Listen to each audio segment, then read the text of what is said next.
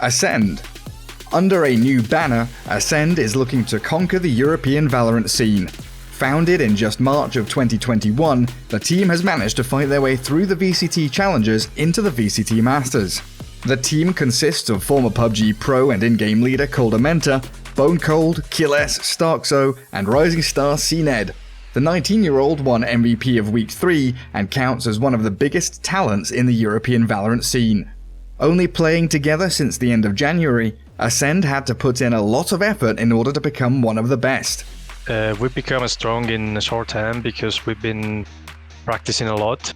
Since the very beginning, we knew it wasn't going to be easy, so we put a lot of time and effort into it, and I think the hard work paid off. After a devastating 0-2 loss against FunPlus Phoenix in Challengers Week 1, Ascend came back even stronger.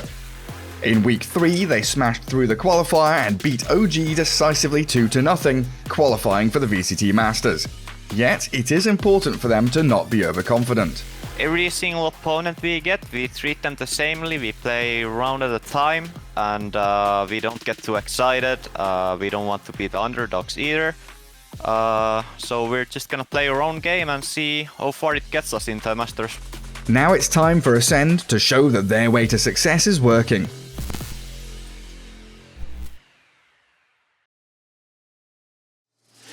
Alliance. The Swedish organization is one of the big powerhouses in the European esports scene. Founded in 2013, Alliance took over Dota 2 and StarCraft 2 by storm. Since then, Alliance has expanded into many other esports titles, such as Valorant in January of 2021. The team consists of in-game leader Fearoth, Lucka, Hype, Kadavra, and the newest addition XMS in order to bring in more experience. One of the driving factors of Alliance's success is the young man Kadavra. He's known for his versatility and named as the player to watch by many in the European scene. And Kadavra is working a lot offline, outside of the games, to, improve everything he can with the agents that he's playing, so that's a real plus. Despite being one of the newest teams in Challengers, they've already shown quite an impressive run. After losing 0-2 against FunPlus Phoenix in the first week, Alliance was able to show their true skill in Week 2, where they took down both Team Liquid and Defuse 2-1. In the playoffs, they beat Wave in a close 2-0 series and qualified straight for Masters. Now they're looking to take the next step. I'm confident for the playoff qualification. That's the main goal. The rest is bonus. Of course, we will do everything to win. But I think we have no pressure because, we just changed a player 1 week ago, and we don't have a lot of preparation time. So, it will not be easy, but we can make it. Now it's time for Alliance to show everyone what they are made of.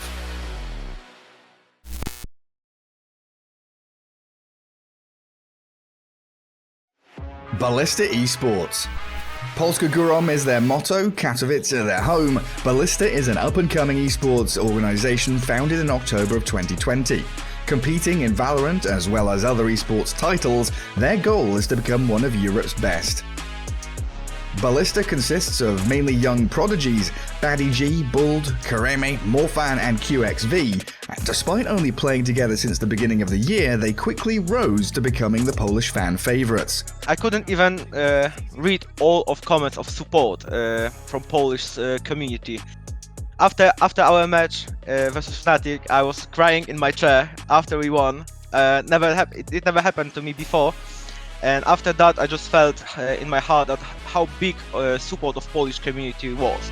Being the absolute underdog, Ballista did lose in their first 2 qualifiers to Guild and Alliance, yet they weren't discouraged. Third time's the charm, and the Polish fan favourites gave it their best in Week 3, absolutely surprising everybody by beating Fnatic 2-0.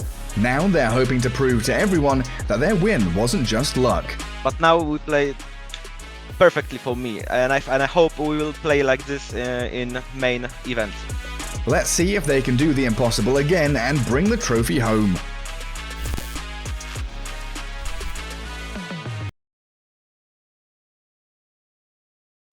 Defuse Team.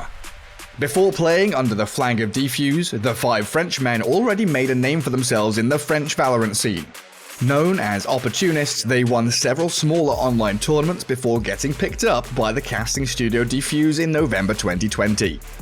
The team consists of former CSGO pro Logan, Roden, Hoppy, Takas, and Akuma. Playing together for almost 6 months now, the team has developed a strong synergy between the players, with one very special trait. Logan is known for his Killjoy gameplay no matter where. On maps that other players would pick up Cypher, he still sticks to his Killjoy. We, as a team, we prefer Killjoy over Cypher because of the abilities that she had. Like the ultimate is insane on the game. Going into VCT challenges as one of the underdogs, Defuse lost the second qualifier 2-0 in a very close series against Alliance. But the French team came back even stronger in Week 3. They didn't just smash Giants Gaming, they also pulled off one of the biggest upsets of the week by defeating powerhouse G2 Esports 2-1 and thus denying their qualification. Now Defuse wants to show everyone what they're made of. We are ready to play every team, to face everyone, so we are just hyped to play the Master and to prove to some people that it was just not a lucky game and that we are ready to beat everyone. Due to the surprising success of the VALORANT team, this will be the last tournament the Frenchmen play under Defuse's banner.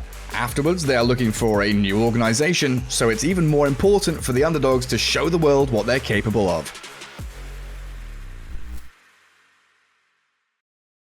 FunPlus Phoenix.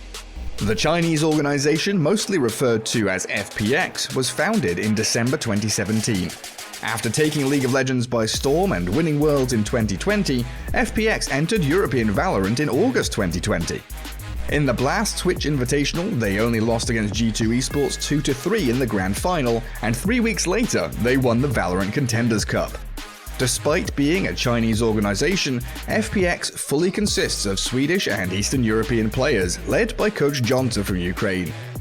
Next to their reliable captain Angel, Xiao, Shadow, and Zipan are accompanied by Dimasik, who recently got a huge performance boost after switching from duelist to an aggressive supporting role. He's definitely worth a closer look. After Dimasik joined us, we became much more aggressive in some points. We're pressuring enemies much more than it was before. We create a lot of troubles during default rounds when you're going all around the map. FPX fought their way into playoffs in Week 1, and without losing a single map, they made it to Masters in Week 2. The level of coordination they show in their matches is almost unparalleled in Europe. This is probably down to their experienced in-game leader Angel. He helps everyone out, how to react, how to play, before the round, before the game as well. He helps us a lot, for sure. We'll see if FPX can still control the game after 3 weeks, or if they'll finally meet their makers.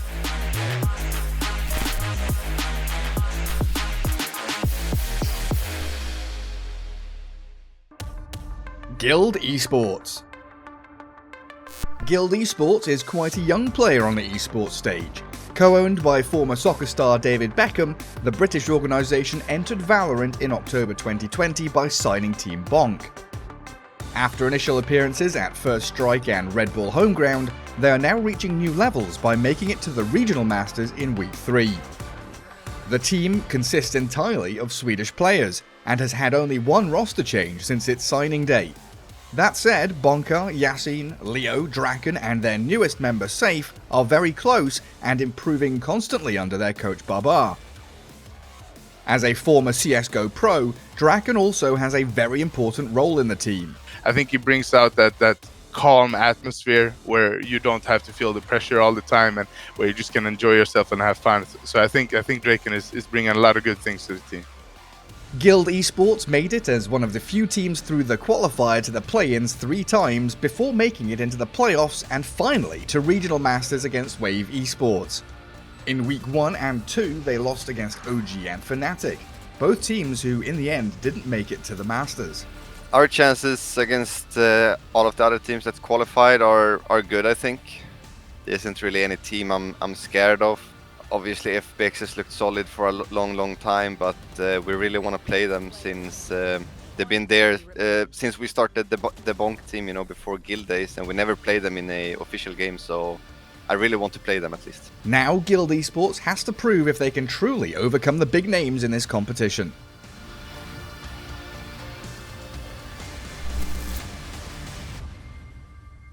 Team Heretics. The Spanish organization has been around since 2016 and already established itself with teams in many other esports titles. Since entering Valorant officially in October 2020, Team Heretics surprised the scene with its victory in the first Strike Grand Final after kicking out the flawless G2 Esports in the semis. The primary squad consists of Rubino, Avova, Nukia, Power, and team captain Lowell, who did manage to claim the overall MVP for First Strike Europe. German player Nizo, who performed excellently in challenges, rounds out the team. With this lineup, Heretics has implemented a 6-man roster, which gives the team more options. Having a 6-man roster is really interesting because what it can give you is, depending against who are you playing, you can maybe take one player or not, you know? Because maybe you can change some comp against different teams and stuff like that. After surprisingly missing the play-ins in Week 1 against Entropic, Team Heretics fought their way back in Week 2. It was most likely like a wake-up call. Losing in this tournament make us improve more in practice. You know, we realize that we need to fix in some situations, and also in communication especially. Nizo had to step in for Lowell the whole week. In a tough match against Shakalaka, they finally made their way to the playoffs with a 2-1 victory. Eventually getting into their groove, the Heretics got to show their class against OG, sealing their progress to Masters with an impressive 2-0 victory. Team Heretics will be eager to get on the throne once more.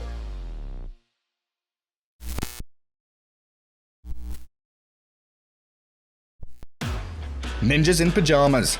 Founded in the year 2000, Ninjas in Pyjamas is older than some of the players on their own roster. The organization is considered one of the most iconic in the esports scene, competing in several renowned titles since its beginnings. With their entrance into Valorant in April 2020, NIP is now looking to rein in a new title.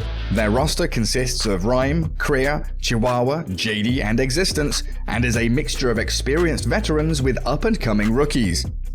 Existence used to be a professional Counter-Strike player, leading his team with his strategic knowledge and improving their gameplay every day. Existence helps the team with obviously a lot because he comes with a more experienced background than the rest of us. What he helps us a lot with is like the team play, how to set up stuff, in general just the professional level of having a team, what your behavior, how you play, how you talk with each other, everything is something that he comes with. Everything seems to be easy when you're NIP, and so did their journey to the Regional Masters. Winning straight up 2-1 against G2 in their first week, qualifying directly for Week 2, the team have been performing from the get-go. Beating G2 Esports again in the second week with a clean 2-0, NIP secured their spot in the Regional Masters.